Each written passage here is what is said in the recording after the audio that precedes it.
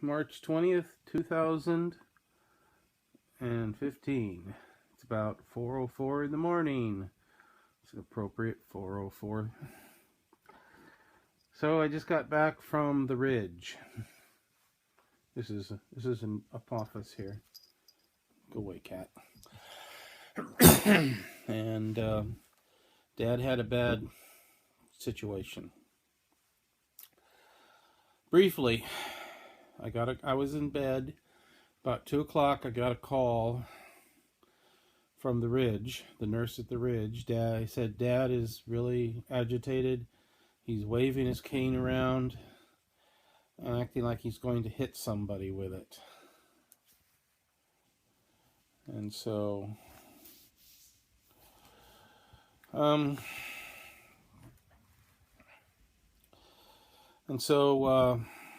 they wanted me to come down. I went down there. They told me on the phone, the nurse told me on the phone, he was on his phone to somebody, they didn't know who. Turns out that he had called 911, emergency call, and he'd called my Aunt Janet. He had apparently dialed my phone number, but as we later determined, he never pushed the button to send the call.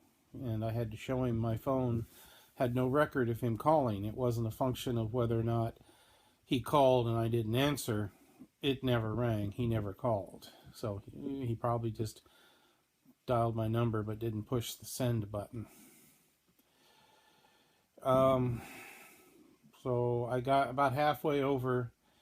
I kept calling him several times as I got dressed and as I got out to the car and started heading over to the Ridge, which is about 15 minutes away on the other side of town.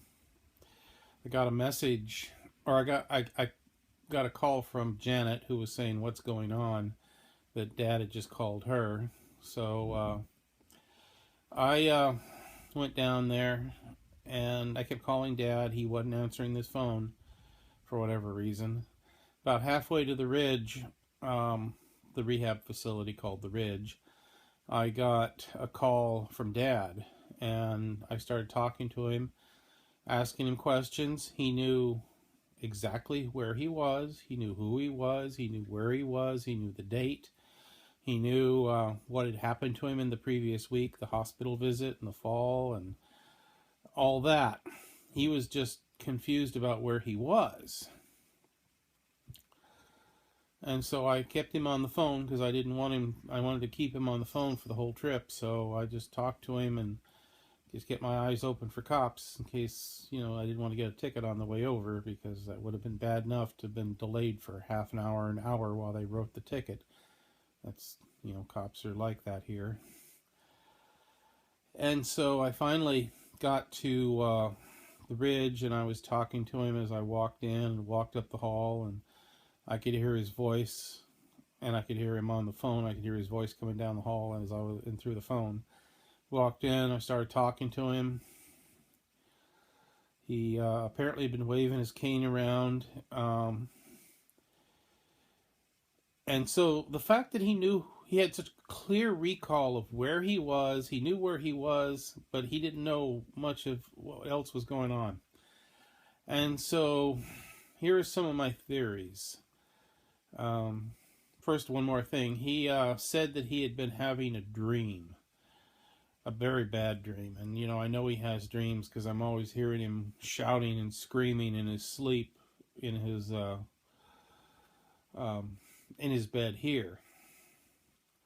But in here, he's got light. So anyway, the room he was in was pitch dark. So what happened is he woke up from this bad dream. He was in a pitch black room. He couldn't find the light. He couldn't find anything. The dream, he said he remembered the dream and this is probably a combination of him being a former prison guard and watching too much of the crime channels where they have like real life sadistic monsters who kidnap and butcher people. He watches that show all the time, and those kinds of shows.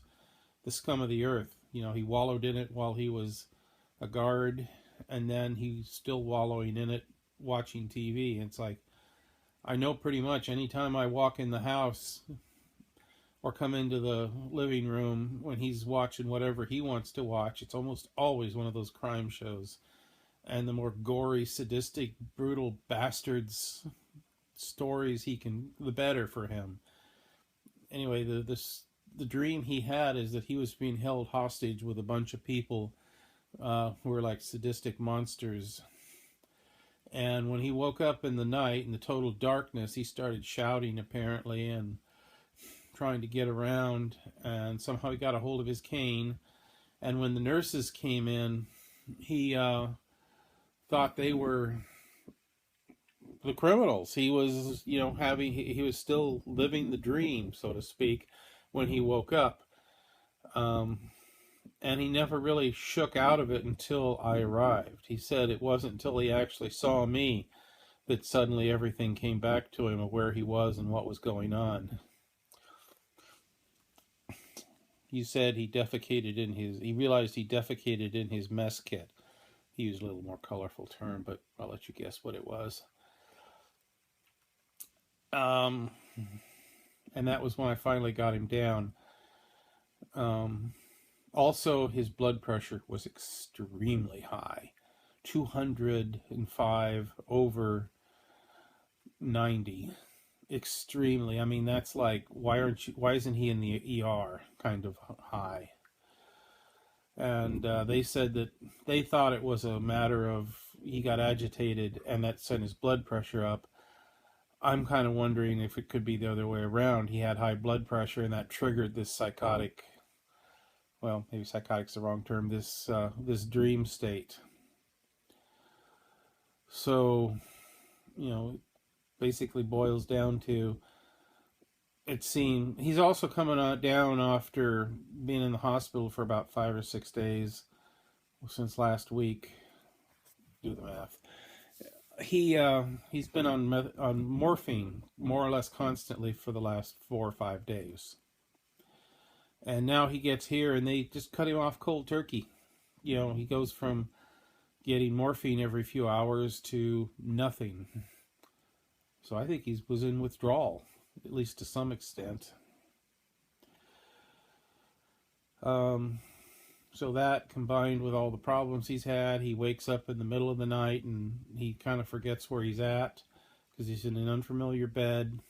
He can't find the light. The room is pitch dark. When I walked in, it was pitch dark. I wouldn't have been able to see my hand in front of my face. Had to turn the lights on. So I don't think this is a psychotic thing. I don't think this is an Alzheimer thing. It could be a drug thing. There's another thing that I'm concerned about. When Dad was at the Ridge several months ago during his last visit, he told me about an incident where a nurse came in to give him his pills for the evening, and he noticed they weren't the right pills. And the nurse insisted they're the right pills, and kind of acting like you're just a senile old man and I'm the nurse. Pay attention, do what you're told. Dad refused to take those pills that he was being pushed on him. Somehow a supervisor, as I understand it, came in and determined that, yes, my father was being given somebody else's pills. Who knows what would have happened to him that night had he taken those pills. All kinds of chemical. Who knows what those other pills were. And I'm wondering what's going on with this. The nurse was rather defensive because I was asking questions and she was like, well, I wasn't on duty when that was done or stuff like that. And it's like, I don't care who was on duty. I just want to get answers. I told her this story and I asked her to verify that he got the right pills, and she was like acting like she didn't know what I was talking about. So I'll just have to follow up again tomorrow. So I wanted to get that all down before I go back to bed. It's about 4:14. I have to get up in about 3 hours to go to class. I'll be asleep in class tomorrow probably. And I'll go see Dad this afternoon. Hopefully unless there's something comes up where I have to go see him sooner. And Norman the dog is here, ready to say hello to me. Well, no. That's all for now.